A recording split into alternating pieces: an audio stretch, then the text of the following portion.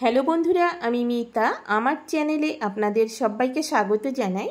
আজকে আমি মাত্র এক বাটি সুজি আর আটা দিয়ে দারুণ স্বাদের একটা টিফিনের রেসিপি শেয়ার করব। আশা রাখছি আপনাদের খুবই ভালো লাগবে। আর এই টিফিনটা বানিয়ে আপনারা সকাল বিকেলের জলখাবার কিংবা স্কুল অফিসের টিফিনে দিতে পারেন। এটা বানানো যেমন সহজ, খেতে হয় খুব সুস্বাদু। চলুন বন্ধুরা, তাহলে আমি কিভাবে এই টিফিন বানিয়েছি দেখে নেওয়া যাক আজকের আমার রেসিপিতে। এখানে আমি এক বাটি সুজি নিয়েছি, আর এখানে আমি এক বাটি সুজি দিয়ে বানাচ্ছি। আপনারা আপনাদের প্রয়োজন মতো সুজির পরিমাণটা বাড়িয়ে দেবেন। প্রথমে আমি একটা মিক্সিং বলে সুজি ঢেলে দিলাম, তারপর ফুটন্ত গরম জল দিয়ে এখানে সুজি মেখে রাখবো। আর জলটা এখানে একসঙ্গে দেব না, অল্প অল্প করে জল দিয়ে এখানে সুজি মেখে রাখতে হবে। আর সুজিটা ঠিক এইভাবে মাখতে দেখবেন একটু মাখো মাখো হবে, ঠিক সেইভাবে এখানে মেখে রাখতে হবে। দেখুন, ঠিক এইভাবে মেখে রাখতে হবে। এখানে অতিরিক্ত জল দেওয়া যাবে না, তাহলে এখানে পাতলা হয়ে যাবে।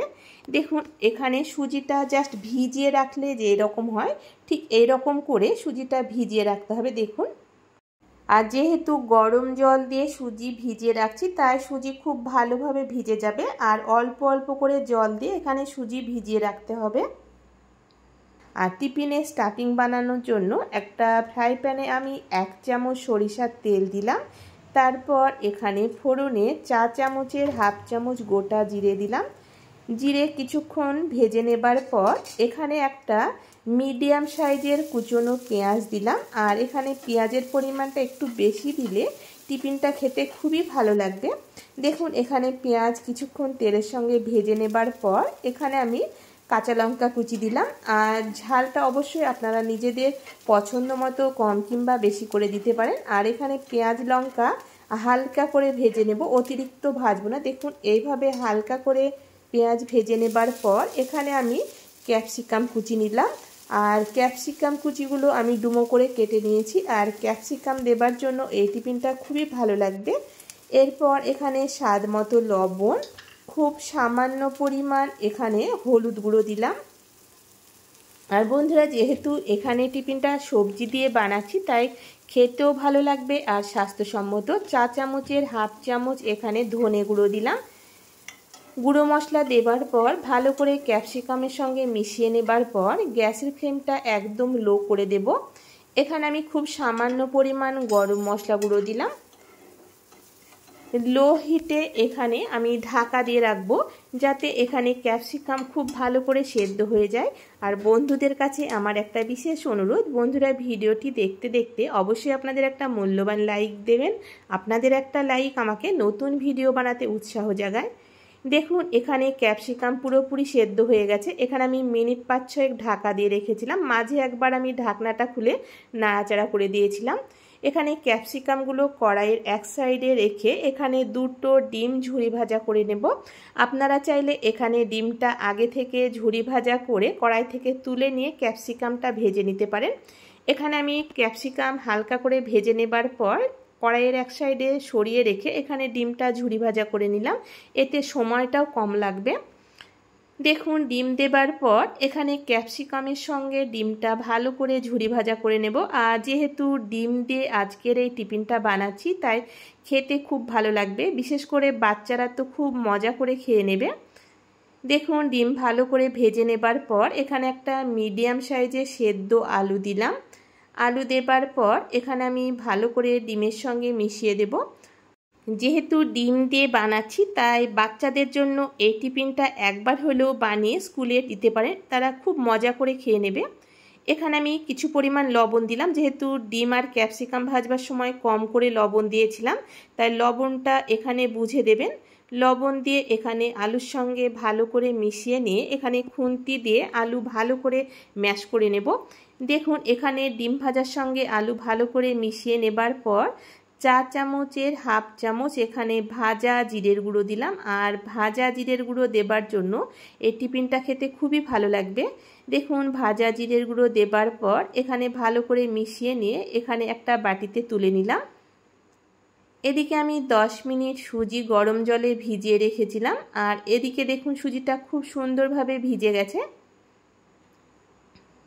আর দেখুন, সুজিটা দারুণ করে ভিজে গেছে। এরপর এখানে হাফ চামচ লবণ, আর এখানে 1 চামচ চিনি দিলাম। তারপর চা চামচের হাফ চামচ জোয়ান দিলাম, আর জোয়ানটা এইভাবে হাতে ঘষে দেব যাতে জোয়ানের ফ্লেভারটা খুব ভালোভাবে টিফিনের ভেতরে পাওয়া যাবে এবং জোয়ান আমাদের হজমের ক্ষেত্রে খুব সুবিধা করে। দেখুন এখানে সমস্ত উপকরণ সুজির সঙ্গে মিশিয়ে নেবার পর আমি যে বাটিতে করে এখানে সুজি নিয়েছিলাম, এখানে আমি 1 বাটি আর হাফ বাটির কিছুটা কম এখানে আটা নিলাম। আর বন্ধুরা এখানে আটার পরিমাণটা বেশি দেবেন না, সেক্ষেত্রে এখানে টিফিনটা খেতে ভালো লাগবে না। আর আটা অল্প অল্প করে দিয়ে এখানে সুজির সঙ্গে মেখে নেব। আর আটা মাখবার সময় আপনারা বুঝতে পারবেন যে এখানে সুজির সঙ্গে কতটা আটার প্রয়োজন হচ্ছে। দেখুন এইভাবে আমি অল্প অল্প করে আটা দিয়ে এখানে সুজির সঙ্গে মেখে নিচ্ছি। এখানে আমি হাতটা সামান্য পরিমাণ ভিজিয়ে নিয়ে এখানে জলে ছিটা দিলাম যাতে এখানে মাখতে সুবিধা হয়। যেহেতু এখানে সুজিটা ভিজে যাবার পর একটু আঠালো মনে হচ্ছে, তাই হাতটা একটু ভিজিয়ে জলে ছিটা দিলাম যাতে এখানে আটার সুজিটা মাখতে সুবিধা হয়। আর দেখুন এখানে আমার মোট 1.5 বাটির কিছুটা কম আটা লেগেছে সুজি মাখবার জন্য। আর এখানে নর্মাল রুটি বানানোর সময় যেভাবে আটা মাখি ঠিক সেইভাবে মেখে নিয়ে এখানে আমি 5 মিনিট ঢাকা দিয়ে রেখেছিলাম যাতে আটাটা খুব সুন্দরভাবে সেট হয়ে যায়। দেখুন এখানে 5 মিনিট আটা ঢেকে রাখবার পর আমি আবারও একবার ঠেসে ঠেসে ভালো করে মেখে নেব। আর এখানে ভালো করে মেখে নিলে খুব সুন্দর একটা সফট ডোয়ে পরিণত হবে। দেখুন এখানে আটা ভালো করে মেখে নিয়েছি। এরপর আমি নরমাল লুচি বানানোর সময় যেভাবে লেচি কাটি ঠিক সেইভাবে এখানে ছোট ছোট করে লেচি কেটে নিচ্ছি। এখানে আমি টিফিনটা একটু মিডিয়াম সাইজের বানাবো, তাই অতিরিক্ত বড় করে লেচি কাটবো না, ঠিক এই রকম সাইজের আমি লেচিটা কেটে নিচ্ছি। দেখুন নরমাল লুচি বানানোর সময় যেভাবে লেচি কাটি ঠিক ততটা বড় করে এখানে লেচি কেটে নিলাম। এখানে শুকনো আটা ছড়িয়ে দিয়ে একটা ছোট সাইজের রুটি বানিয়ে নেব। আর বন্ধুরা এখানে রুটিটা খুব পাতলা করতে হবে না, স্বাভাবিক রুটির সময় যেভাবে আমরা পাতলা করি তার চাইতে দেখুন একটু মোটা করে এখানে রুটিটা বানিয়ে নিচ্ছি। যেহেতু এখানে আলু ডিমের পুর দেওয়া হবে তাই রুটিটা বেশি পাতলা করা যাবে না, একটু মোটা করে বানিয়ে নিতে হবে। এরপর দেখুন এইভাবে ঘুরিয়ে ঘুরিয়ে যেভাবে আমরা মোমো বানাই ঠিক সেইভাবে এইভাবে মুখটা বন্ধ করে দিতে হবে। দেখুন চারিধারটা এইভাবে হাত দিয়ে গুটিয়ে নিয়ে এইভাবে জড়িয়ে নিলাম। তারপর ওপরের যে আটার অংশটা আছে দেখুন ঠিক এটা আমি কেটে দেব যাতে আবারও রুটি বানানোর সময় এটা আপনারা বানিয়ে নিতে পারবেন। এরপর এইভাবে হাত দিয়ে ছড়িয়ে একটু চাপ দিয়ে দেব যাতে এখানে টিফিনটা একটু বড় হয়ে যায়। দেখুন আর এখানে টিফিনটা আমি কিভাবে বানাচ্ছি আশা রাখছি আপনারা দেখে বুঝতে পারলেন। দেখুন এই টিফিনটা বানানো হয়ে গেল। এরপর আপনাদেরকে আর একটা বানিয়ে দেখাচ্ছি। একই রকমভাবে এখানে একটা ছোট লেচি নিয়ে শুকনো আটা ছড়িয়ে একটা মিডিয়াম সাইজের রুটি বানিয়ে নিতে হবে। আর বন্ধুদের কাছে একটা বিশেষ অনুরোধ, বন্ধুরা ভিডিওটি দেখতে দেখতে অবশ্যই আপনাদের একটা মূল্যবান লাইক দিয়ে দেবেন। আর আমার চ্যানেলে নতুন বন্ধু হয়ে থাকলে চ্যানেলটিকে সাবস্ক্রাইব করে আমার পাশে থাকার অনুরোধ রইল। আর বন্ধুরা পাশে থাকা বেল বাটনটি অবশ্যই প্রেস করে রাখবেন, আমি যখন নতুন কোনো রেসিপি দেব সবার আগে নোটিফিকেশন আপনার কাছে পৌঁছে যাবে। দেখুন বন্ধুরা এখানে একই রকমভাবে একটা রুটি বানিয়ে নিচ্ছি। আর রুটিটা একটু মোটা করে বানিয়ে নিতে হবে, যেহেতু এখানে আলু ডিমের স্টাফিং দেওয়া হবে তাই অতিরিক্ত পাতলা করলে এইভাবে যখন রুটিটা বানিয়ে নেবেন সেক্ষেত্রে এখানে রুটিটা ছিঁড়ে যাবে। তারপর দেখুন ঠিক এইভাবে ভাঁজ করে দিয়ে এখানে আমি টিফিনটা বানিয়ে নিচ্ছি। আর এটা কিভাবে বানাচ্ছি এটা ঠিক দেখে বুঝে নিতে হবে। দেখুন এইভাবে ভালো করে আঙুল দিয়ে এইভাবে চেপে মুখটা বন্ধ করে দেব। দেখুন আর এই টিফিনটা বানানো খুবই সহজ। দেখুন এইভাবে ঘুরিয়ে ওপরের যে আটার অংশটা আছে সেটা একটু ফেলে দেব, না হলে অতিরিক্ত মোটা হয়ে যাবে, সেক্ষেত্রে খেতে ভালো লাগবে না। দেখুন এরপর ওপরে যে এই আটার অংশটা এইটুকু ফেলে দেব, না হলে এখানে অতিরিক্ত আটা লাগবে, খেতে ভালো লাগবে না।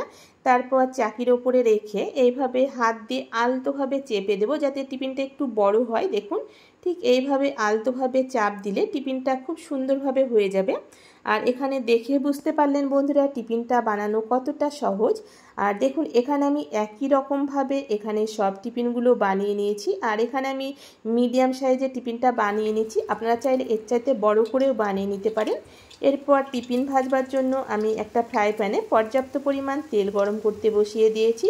তেলটা গরম করে নেবার পর গ্যাসের ফ্লেমটা এখানে আমি মিডিয়ামে করে দিয়েছি। আর মিডিয়াম হিটে এখানে টিফিনগুলো ভেজে নিতে হবে, তাহলে খুব সুন্দরভাবে ভাজা হবে।